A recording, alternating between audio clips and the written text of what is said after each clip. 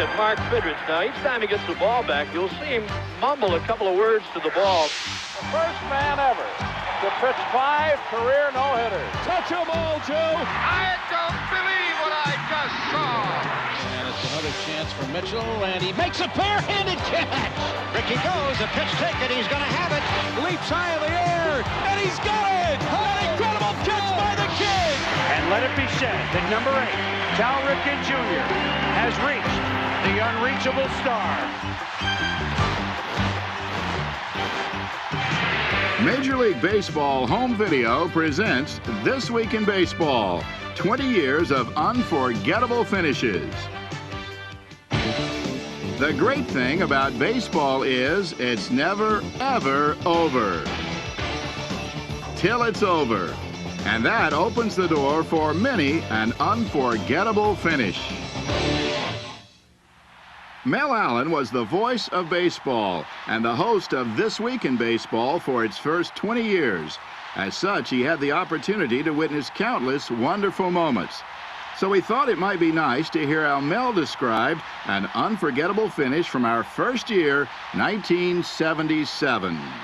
Relief ace Bill Campbell hadn't failed to win or save a game since April 25th. Now he's got the Yankees down 5-3, 2 outs, no one on, bottom of the ninth. But you never know in baseball. Here's the pitch. Willie Randolph lines one to left center field. Yastrzemski playing a bit too shallow, can't get it. Randolph flies all the way around to third, and the Yankees are still breathing. Roy White takes a breath. And the pitch. And look out. There's a drive to deep right field. Going. It is gone. How about that? And that, friends, is what you call a clutch hit. It tied the game and triggered a roar that could be heard all the way to Boston.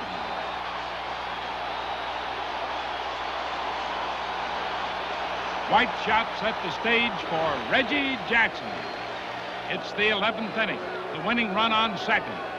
And in the dugout, Billy Martin is telling Reggie to do it.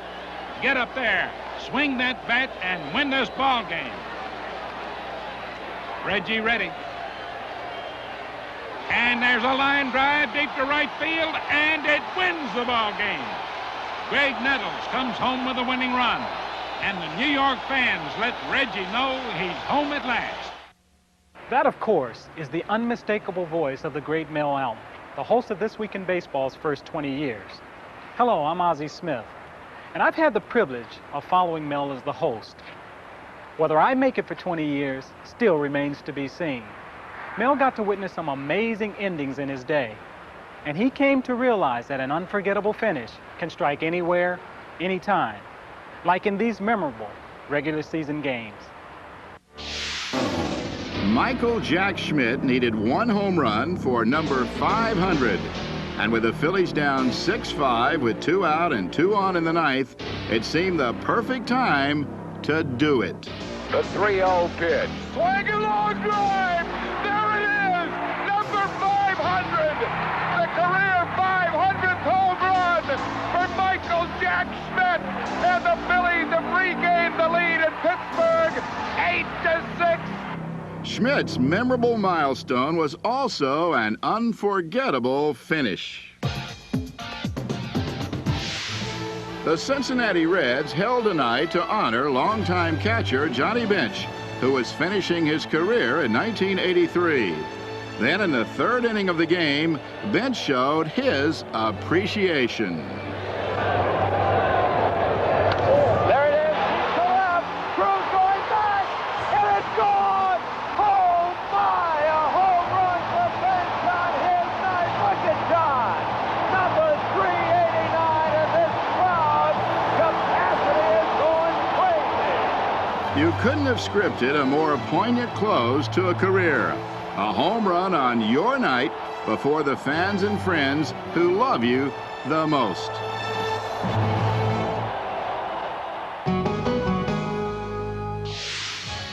George Brett got his famous finish started against Goose Gossage.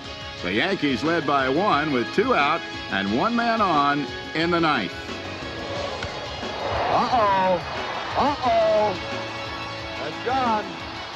But Yankees manager Billy Martin demanded that the pine tar on Brett's bat be measured, and the umpires declared it illegal. They might be going to call George Brett out. Well, the Yankees win. He's out. Yes, sir. Brett is out. Look at this. Brett is out. And He's steaming mad. he is out and having to be forcibly restrained from hitting plate umpire Tim McClellan. And the Yankees have won the ball game 4-3. Brett's beef was backed up by American League President Bobby Brown, and 25 days later, the game was resumed with Kansas City once again leading 5-4. Martin was so angry he put Ron Guidry in center field as a form of protest. He also put left-hander Don Mattingly at second base, and the game was finally, unforgettably, finished. And that may do it. Frank White over to John Watson, and the Pine Tar game is over. The Yankees are 3 up, 3 down here in the bottom half of the ninth inning. The final score, the Kansas City Royals 5 and the New York Yankees 4, I think. One of the wackiest endings to a holiday game happened when the Mets paid a visit to the Braves. Not only was the game delayed by rain, it went extra innings too. The fans, meanwhile, patiently awaited the fireworks. Forster pitching. Drive, left center field. Harper back. Will the ballpark hold it? It won't. It's a home run. Here in the 13th inning. Johnson is homered off Forster to make it 10-8. Howard Johnson had apparently given the Mets all the runs they'd need. But in the bottom of the 13th, Terry Harper found the shortest path between 2 points. There's a drive to left. If it's fair, it is fair. It's a tie ball game. Harper hit the foul pole. It is 10-10, believe it or not. Believe it or not, the game kept going, and the Mets relied on rally caps to end this endless game. It worked when they scored in the top of the 18th to take an 11-10 lead. But with 2 out in the bottom half, pitcher Rick Camp came to bat with the Braves completely out of pinch hitters. It'll be an 0-2 pitch. And he is at the deep left. Heat goes back. It is gone. Holy cow. Oh, my goodness. I don't believe it. That certifies this game as the wackiest, wildest, most improbable game in history. It got worse. In the top of the 19th, the Mets exploded. They scored 5 runs to take a 16-11 lead. But unbelievably, in the bottom half of the 19th, the Braves scored 2. And who else but Rick Camp returned to the scene of the crime with 2 on and the chance to tie the game again. We're going to bet that it's over as Camp goes down on strike. And listen to the hand from these fans here for both sides, really. In 19 innings, the Mets win it 16-13. The Mets did win. And once the on-the-field fireworks ended, after 4 a.m., they set off the real ones. Really.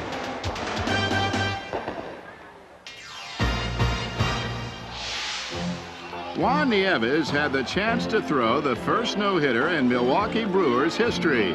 But to finish the feat, he'd require an angel in the outfield. The Brewers lead 7-0. Hit in the air.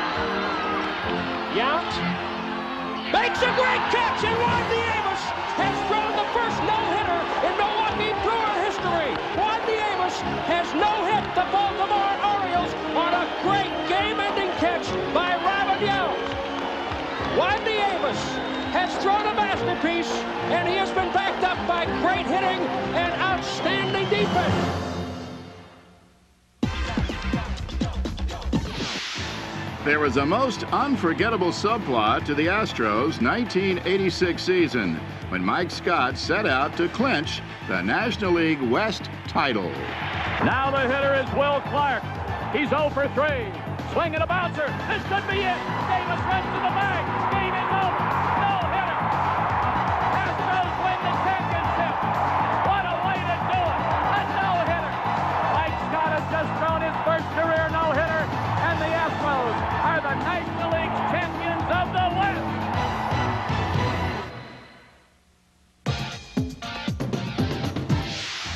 In his last start of the season, Orel Hershiser sought to break Don Drysdale's record for consecutive scoreless innings, but he'd need 10 innings to do so. Unbelievable to go extra innings and give him a chance. The 1-2 pitch. Fly ball to right on a semi-check swing. Gonzalez, the record. Orel Hershiser, 59 consecutive innings scoreless. The all-time record. In the face of an amazing accomplishment, Orel remained humble. This is the record that when people ask me what record in baseball is going to stand forever, this is the one I used to say. Now I think somebody's going to break it from me because I know I'm not any big deal.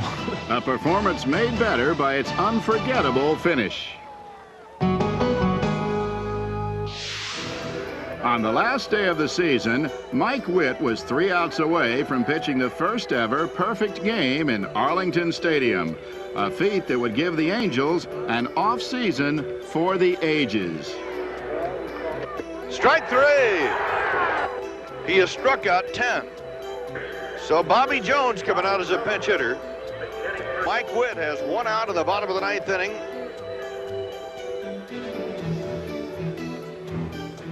Ground ball to second.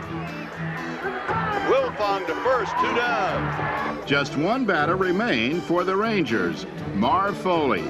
One batter who stood between Witt and the most hallowed place a pitcher can ever hope to visit.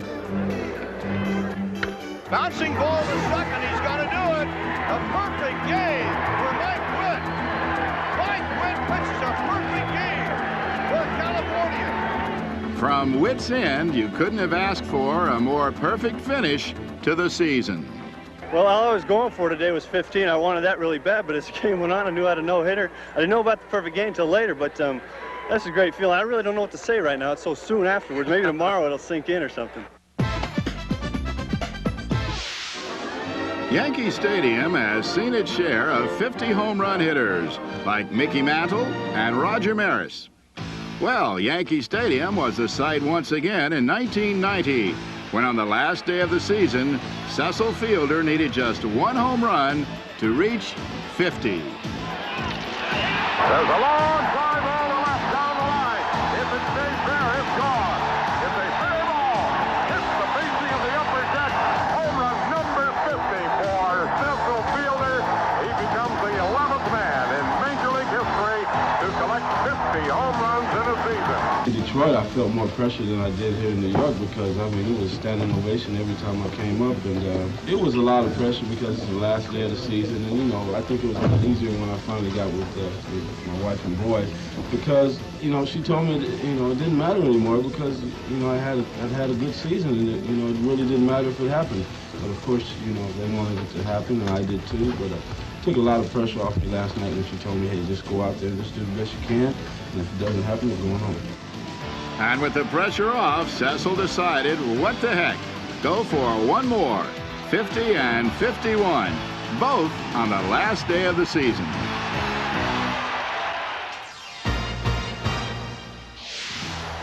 In Boston, the Red Sox needed to beat the White Sox on the season's final day to win the American League East.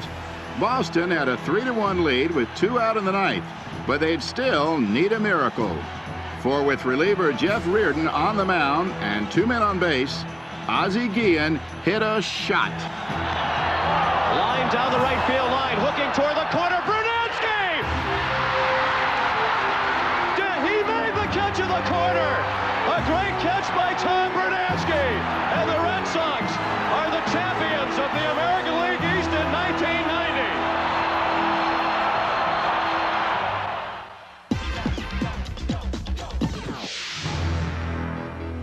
The regular season, +1, was required in 1978, when Boston and the Yankees finished the season tied, and a 1-game playoff was required. Boston struck first, when Carl Yastrzemski hit a solo home run. The Red Sox increased their lead to 2-0, but all that changed in the 7th. The Yankees had 2 men on when Bucky Dent, after fouling a pitch off his foot, stepped gingerly to the plate and bucked the odds. Deep to left. Yastrzemski will not get its home run. for Bucky Dent. The Yankees now lead it by a score of 3-2. The resurgent Yankees went up 5-2, but the Red Sox battled back to within 1. Finally, in the 9th, Yastrzemski brought closure to this unforgettable regular season finish with 2 men out and the tying run on 3rd. Popped up. That might be it. Nettles over at third base. He'll squeeze it and it's over. Yastrzemski fouls out the Yankee third baseman Greg Nettles, and look at those Yankees. For the Red Sox, an unforgettably bitter regular season finish. But somebody loses, somebody wins. That's baseball. The regular season is one thing, but you don't expect an unforgettable finish at an all-star game. The mood there is so relaxed, so friendly. It just doesn't give you the feel of a dramatic ending. But believe me, an all-star game can provide an unforgettable finish. Once again, here's Mel Allen. The Midsummer Night's Dream, the 50th Major League All-Star Game, filled Seattle's Kingdom. The Mets' Lee Mazzilli debuted in the 8th, his team down by 1, and he delivered an opposite field home run.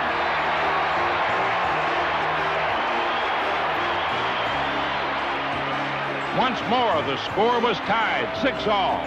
The Americans put pressure on National League pitching arms, but it was the arm in right field that stole the spotlight. Dave Parker loses the ball in the glare of the dome, but recovers quickly and shoots down Jim Rice, going for 3. Man alive, what a throw. Then the play of the game. Greg Nettles lines a 2-out single in the bottom of the 8th with Brian Downing running from second, and Parker uncorks his finest. Downing is out on a spectacular play. Top of the 9th, Bob Lemon makes a pitching change after the bases were loaded by walks. Ron Guidry gets the call. The batter, Lee Mazzilli.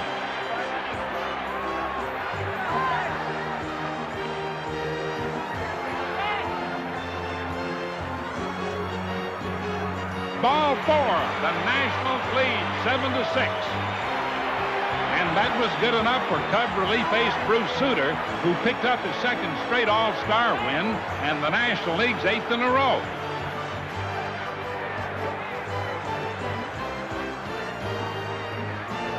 How about that?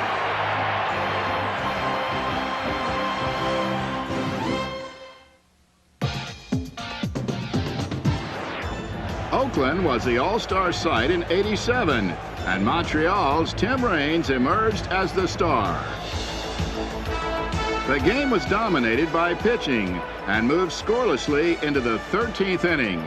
Then in the top of the 13th, with 2 on and 2 out, Tim reigned on the American League's parade. Line drive into left center field. That's a base hit. And will go to the wall. In comes Virgil. In comes Buck. Raines to third, and he's in there for a triple. So Jay Howell is roughed up for 3 hits and 2 runs here in the 13th inning. And thanks to Sid Fernandez, those 2 runs were all that was needed. A most memorable All-Star finish for Tim Raines.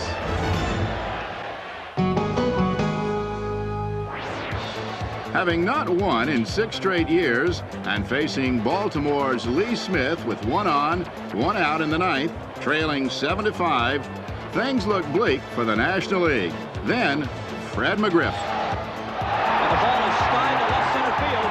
Lofton goes back. Lofton to the fence. She's gone! It's tied at 7. With Smith out of the picture, the National League prepared for the kill. And who better to pounce on a helpless prey named Beret than a tiger named Tony? Chopped over the mound. They'll have no play. Even if Knobloch could have flagged it down, which he couldn't. Making way, of course, for pinch hitter Moises Alou. Alou is pretty much a first ball hitter. The first strike he sees, he will be hacking. First at bat of the night for him. swinging a drive into the gap in left center field. And up against the fence. This could do it. Being way Clovis win. They don't play to Rodriguez. Safe. Safe. And the six-game drought is over for the National League. It's not often that an unforgettable finish fills the All-Star bill, but this was one of baseball's best. The Major League Baseball playoff structure has changed over the years, and that's opened new doors to unforgettable endings. In the short time that divisional playoffs have been with us, one fantastic finish stands out. The Yankees and Seattle. Game 2, 15th inning, tied at 5. Fly ball, right field. Maybe. It could be. Back in the wall. Goodbye, home run. The Yankees win. Jim Leyritz, a two-run homer in the 15th inning. Yankees win 7-5. A 2-0 lead for the Yankees. Then the series moved to Seattle. Game 4, tied at 6. Gone. Wetland one more time set. And here comes the 2-2 pitch to Edgar Martinez down. The fastball swung on, lit to deep center field. Bernie Williams goes back, and it is. Get out the rye bread and the mustard this time, Grandma. It is a grand salami, and the Mariners lead it 10-6. I don't believe it. My, oh my. Seattle had come back from a 2-game deficit to force a deciding Game 5 and the prospect of an unforgettable finish. Don Mattingly dealt the first blow in the 6th with the bases loaded and the score tied at 2. Slaps one into left field, down into that corner. It's fair. The Yankees will score. It's a ground rule double. Yankees lead it by 2. Ah, but not for long. For in the 8th, Ken Griffey Jr. began the Mariners' comeback. Swung on and Nelson. That's going to be in the upper deck. Fly away. Ken Griffey Jr. just missed the upper deck and got way back into the second deck. And the Mariners are back by 1. Griffey's 5th home run of the postseason tied Reggie Jackson's record. David Cone then loaded the bases. 3-2 pitch to Strange in the dirt, and we are tied. He walks Doug Strange. My, oh my. It stayed tied until the 11th, when Randy Johnson, in his first relief appearance of the season, faced Randy Velarde. Base hit. Kelly coming around. He's going to score on Coleman. Yankees lead it now. They have finally broken through. But in the bottom of the 11th, back-to-back singles by Joey Cora and Ken Griffey Jr. gave Seattle hope. And against Jack McDowell, the series' hottest hitter, came through. And the 0-1 pitch on the way to Edgar Martinez. Swung on and lined down the left field line for a base hit. Here comes Joey. Here is Junior to third base. They're going to wave him in. The throw to the plate will be late. The Mariners are going to play for the American League Championship. I don't believe it. It just continues. My, oh my. The Mariners, the miracle Mariners, have won it. And they play for the American League Championship. Which, of course, brings us to the League Championship Series, a playoff showdown that quite often ends up more exciting than the World Series itself. There's simply no better place to find a finish for the file than in the League Championship Series. It was a 5-game series in 1977, and in Game 5, the Royals led the Yankees 3-2 in the 9th. But the Yankees staged a rally, one that rested now with number 17. Mickey Rivers. Blair is at second base. White is at first. Mickey Rivers is the batter. Nobody out. Top of the 9th. Kansas City 3, New York 2. Base hit, right field. Here comes Blair. Collins is up. Score is tied. Heading for third is Roy White. With White on third, Willie Randolph found the nether regions of the park to give the Yankees the lead against Kansas City's Mark Littell. Straight away center field. It'll be deep enough. Rivers is tagging at first, way back at the warning track. Here comes White. Rivers heads for second. Yankees take the lead, 4-3. A sacrifice fly by Willie Randolph. The Yankees went on to score another run to take a 5-3 lead. More than enough for Sparky Lyle to close the door on Kansas City, preserving an unforgettable Yankees finish, thanks in great part to a most stirring comeback. Bouncing ball, Nettles goes to Randolph, one over to first, in time, double play, the ball game is over, the Yankees win the American League pennant. It was still a 5-game championship series in 1980, and in Houston, the Astros seemed to have Game 5 wrapped up, leading the Phillies 5-2 in the 8th with Nolan Ryan on the mound.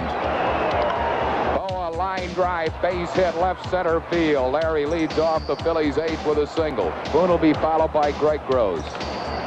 Off the glove of Ryan, Phillies have 2 men on base and nobody out in the 8th inning.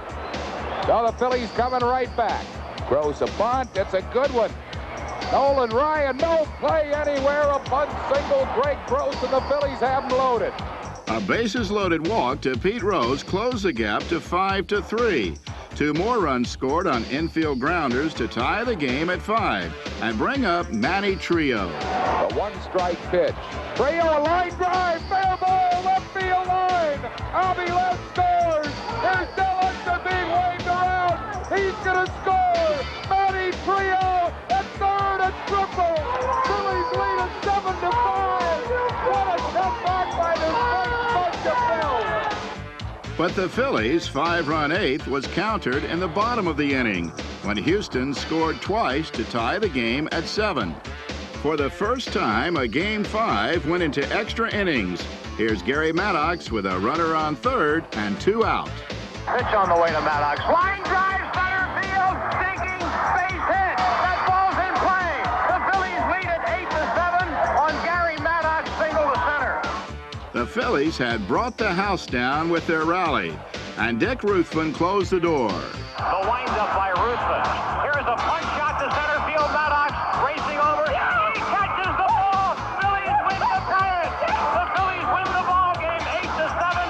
They go to the World Series for the first time in 30 years.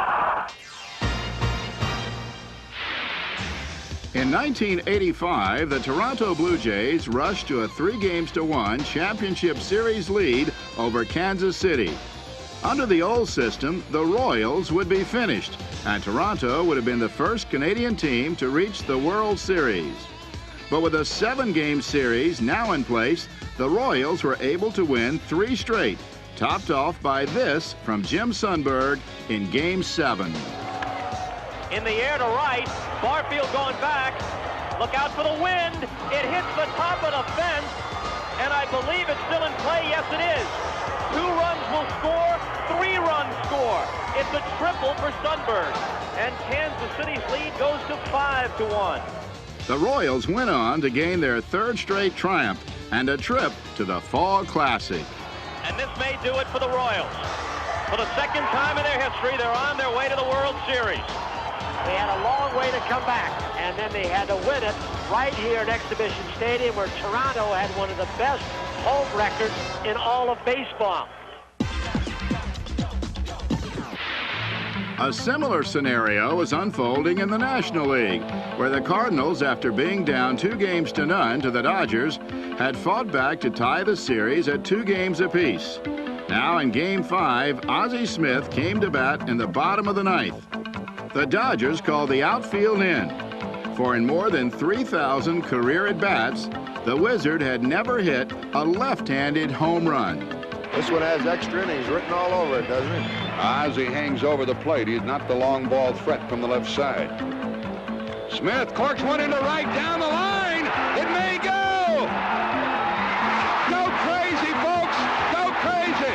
It's a home run, and the Cardinals have won the game by the score of 3-2 and a home run by the Wizard.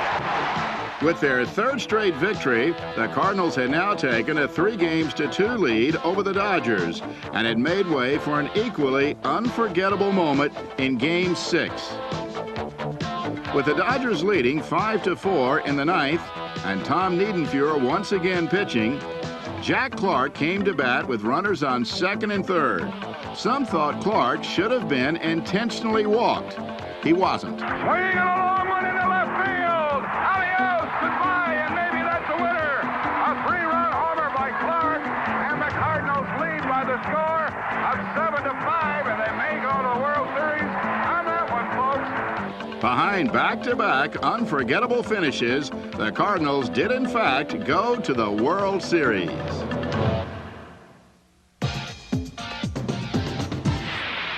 The Cincinnati Reds seemingly had everything under control. They held a 3-2 lead over Pittsburgh, and the hometown fans were celebrating a 2-1 lead in the ninth inning of Game 6. Then, Carmelo Martinez came to bat. 1 on, 1 out. Potential lead run at the plate, Martinez. If Carmelo had his way, the Riverfront crowd would soon be silenced. He is not going, and a fly ball into right field. Drags his back near the wall, and he has it for the second out. How close was that? 2 out. That ball is a home run, I believe, had he not been there. You're right. It would have been.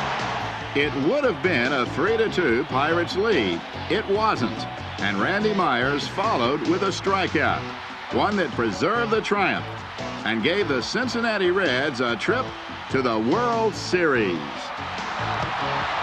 Myers got the save. Bragg saved the game.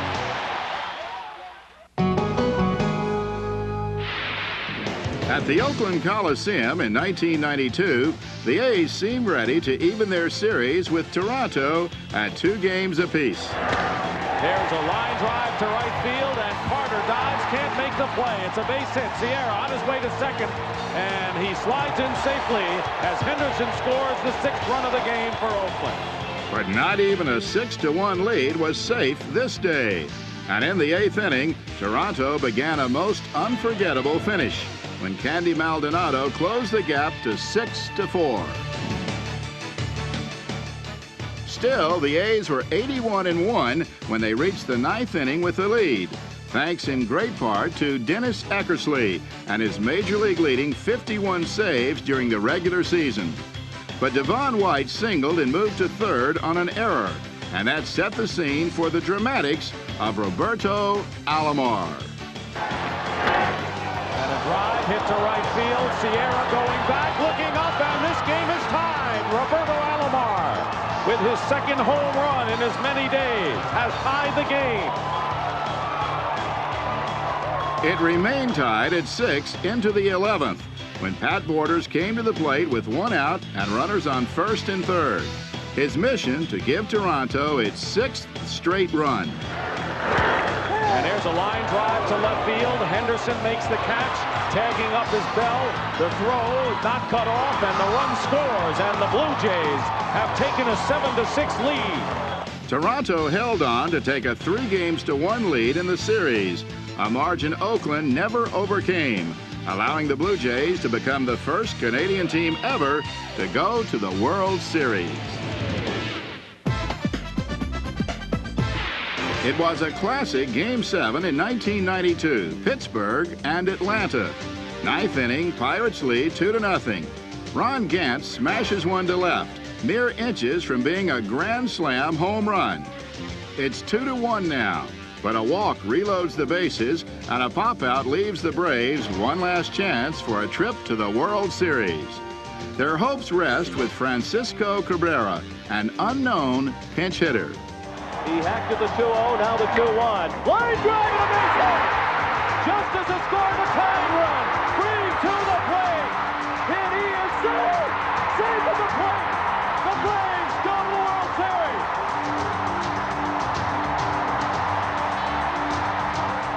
A glorious moment in the spotlight for Cabrera. One swing of the bat that ensured him a place in the playoff Hall of Fame. Of course, it's hard to top the World Series for memorable endings. This is the Broadway stage for baseball, and there's nothing quite like it. In the 20th year of This Week in Baseball, the World Series reminds us that an unforgettable finish can happen when you least expect it.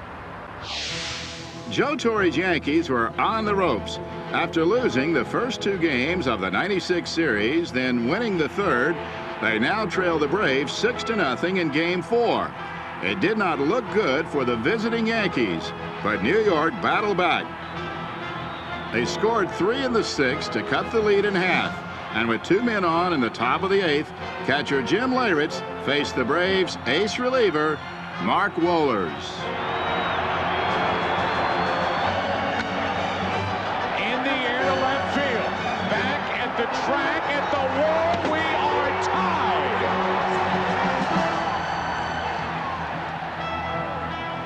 The dramatic home run by Leyritz kept the game tied into the 10th, when with runners on first and second, Bobby Cox intentionally walked Bernie Williams to load the bases for pinch hitter Wade Boggs, who in turn squeezed out every bit of tension.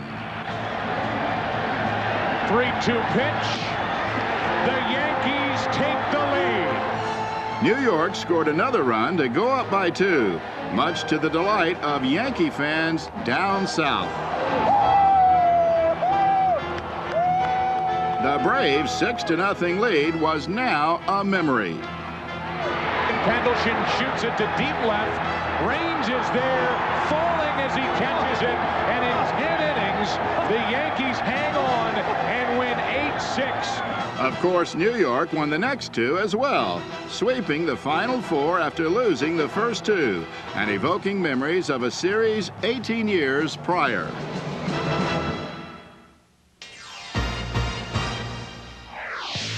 In 1978, the Yankees were also down 2-0. But when Mrs. Lou Gehrig threw out the ball for Game 3, they managed to salvage a win. Then Reggie Smith put them in a 3-0 hole in Game 4, and the situation appeared bleak. But in the 6th inning, Lou Piniella came to bat with the Yankees trailing 3-1. Thurman Munson on second, and Reggie Jackson on first.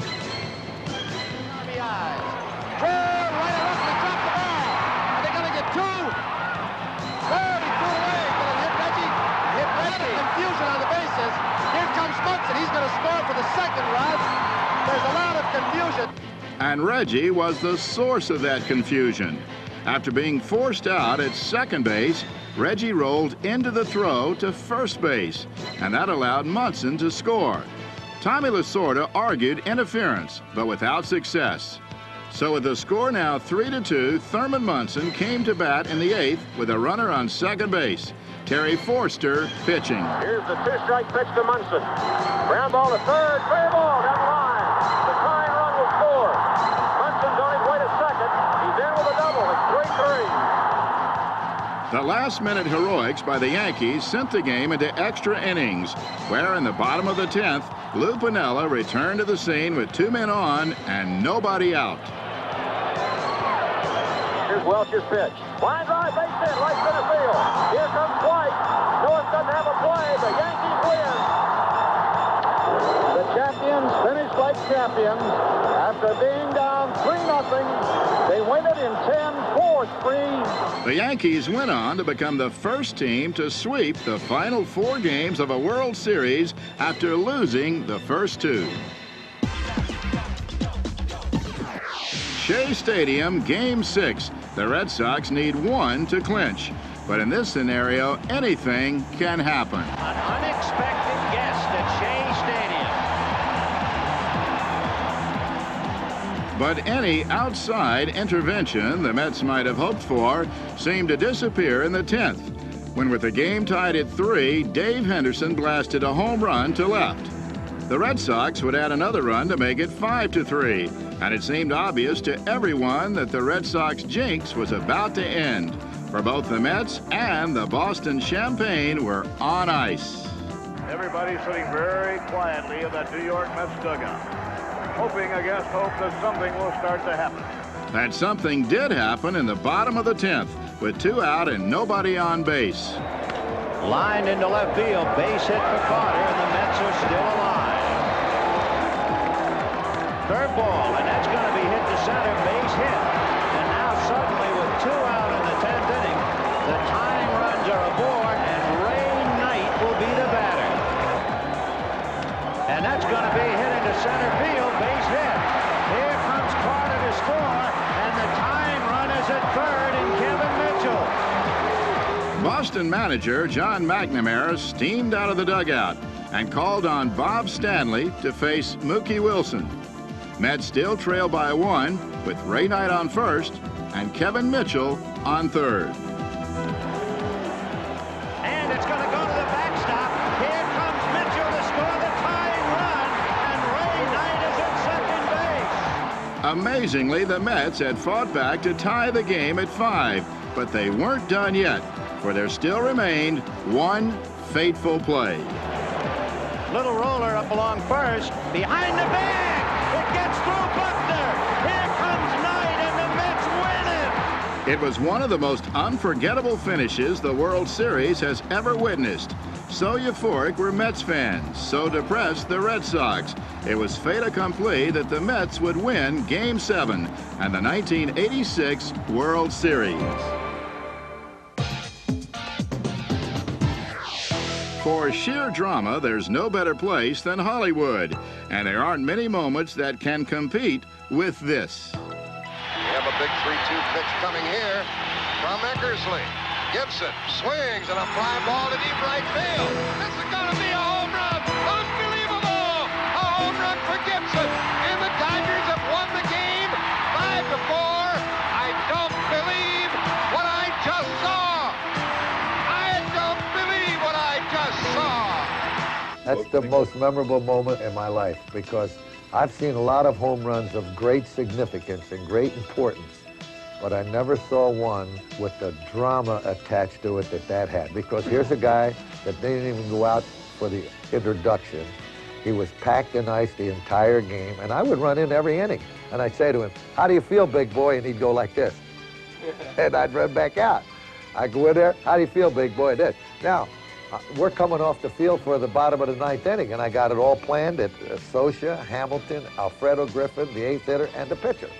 And I got it all set up. I said, "Mike Davis, you're going to hit for the pitcher." Great. All of a sudden, the clubhouse boy comes down to me, and he says, "Hey, Kirk wants to see you up the tunnel." So I run up the tunnel, and he's got his pants on and his baseball shoes and everything. He says to me, "Skip, I think I can hit." Wait, I never said anything. I ran right back out. I didn't want him to change his mind. So I go down, I say, "Change your plans." I said, "Mike Davis, you hit for Griffin. We got a man on. I want him to hit." Now, there was a little bit of strategy involved. I put Dave Anderson on the on-deck circle. He wanted to go out. I said, "No, you hide in here," because nobody thought that he was going to play. So consequently, the first 2 guys make out. Davis is the hitter. Now, Hasse, the catcher, says to Eckersley, "Look at the guy on deck." Anderson had about as much chance of hitting Eckersley as a one-legged man has in a fanny kicking contest. He had just come off the disabled list, but I put him out there as a decoy. And he pointed to Anderson, meaning don't give Davis anything that he can drive out of the ballpark, which was only natural. They threw 4 balls that far outside to him, never threw a ball close. Now he's on. Now I said, "Big boy, you go out." When he come out of that dugout, I will remember the electricity that passed through the fans in the stands when they saw him come out of the dugout. And look who's coming up. All year long, they looked to him to light the fire. And all year long, he answered the demand until he was physically unable to start tonight. I'll never forget that. The thrills just went through my hairs on my arm stood up to hear this crowd pull for him when he came out. High fly ball into right field. She is gone! Kirk Gibson's unforgettable home run did more than just win the game. It propelled the Dodgers to a major upset of the A's and a permanent place in baseball lore.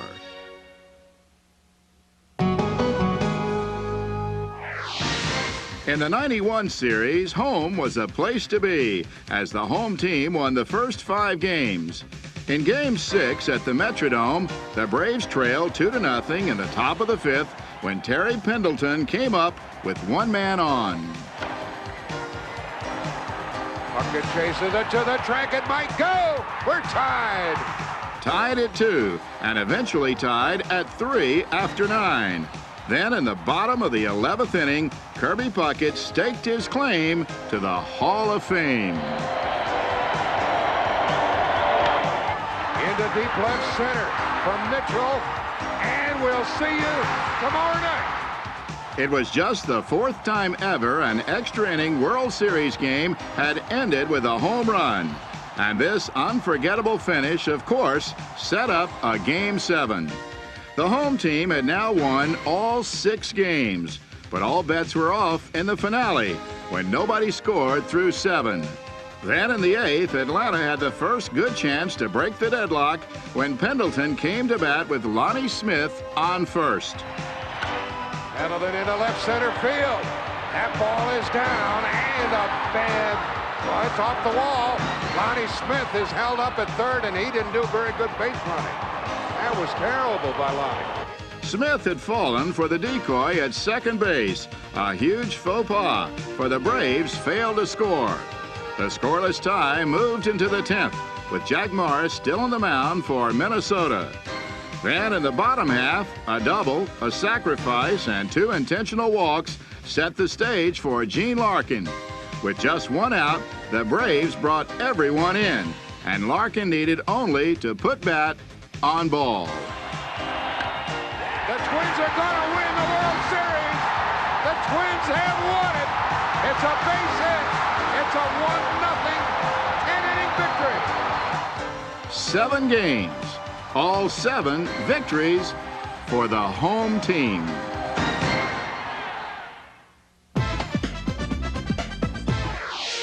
But the ultimate series finish was '93, when the Blue Jays led the Phillies 3 games to 2 and 5-1 after 5 innings.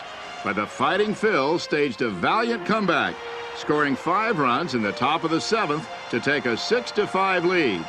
So it stood into the 9th when the Blue Jays put 2 men on with 1 out.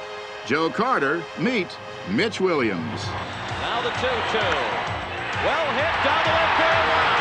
Way back and Joe Carter with a 3-run homer. The winners and still world champions, the Toronto Blue Jays. Baseball has witnessed more than its share of unforgettable moments, but there's nothing that lives on longer or with more emotion than an unforgettable finish.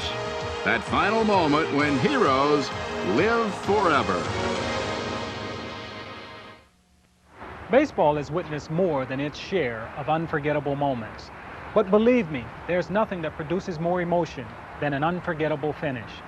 That final moment when heroes are made in an instant, but are guaranteed to live on forever.